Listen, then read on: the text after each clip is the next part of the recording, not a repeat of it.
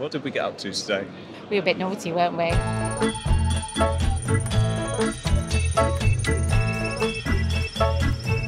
I'll swap aside so you can point at your bad boy. That sounds rude. So we managed to talk to a couple of plastic grass companies, and I think the biggest scoop in a way, that was Europe Grass just admitting that none of what they're currently making can be recycled at all. At the moment the market is not mature enough, or the development are not good enough to get a good 100% recyclable product in the market yet. On the side of the stand there, we have the greenest artificial grass on the planet. The sign that you are referring to is also a product that is 100% recyclable. We have it in our range, but it's not introduced yet.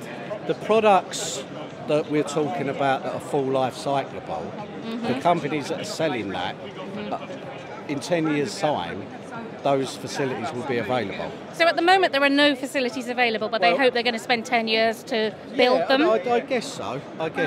All of that plastic grass that isn't recyclable, where do you imagine it is ending up at the moment? I don't know. Do you know how artificial grass can be recycled? Is it possible now?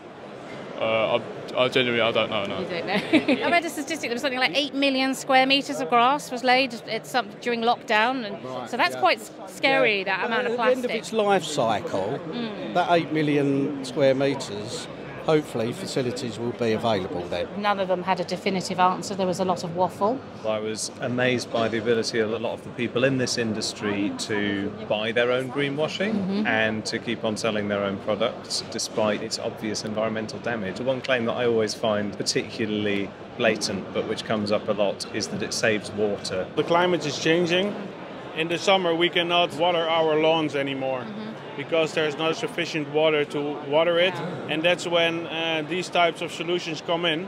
We can deliver a very good-looking product for lawns that do not grow in climates which are very dry. The idea that artificial grass, with its plastic manufacturer, saves water is absurd. I mean, it's, if anything, is taking up huge amounts of water around the world. And not to mention the watering that they mentioned to wash it down and cool it down when it gets hot. One of my most amusing interviews was with Forever Green, with the bad boys, the big bits of equipment, telling me that it was zero maintenance after one piece of equipment that looked exactly like a lawnmower to you, didn't it? So apart from brushing the grass up from time to time, if you choose with that to do bad so, boy, with something like that, yeah, is really the only sort of maintenance you're going to get from having an artificial lawn. So if I'm say I've got 2 kids and a dog, how often would you expect me to put that boy up and down?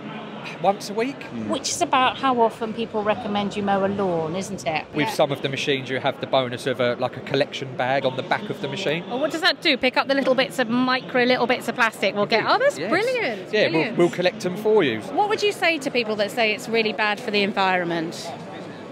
Well, I can't answer that. Would you say artificial grass is more eco-friendly than a lawn? I think it varies as to the individual that you ask. We stood up during the Association of Professional Landscapers annual general meeting. What we're calling on today is to ask the APL to take a firm stance against plastic grass, artificial lawns. We did get something from Phil, the secretary, or something. He agreed that it would be nice to open up a dialogue. It'd be great to sit down with a lot of their groups and talk about ways in which there are alternatives. Are there any of your products that would be sort of withstand footballs and things like that? Yes, there is the species rich one, which has got grasses in, and you'll end up with different things coming through, so you don't have to cut it every week. What would you suggest to a young family that were thinking of laying plastic grass but were willing to be persuaded? You could maybe get away with putting something like a wildflower meadow in and only cutting it once a year with a pair of shears.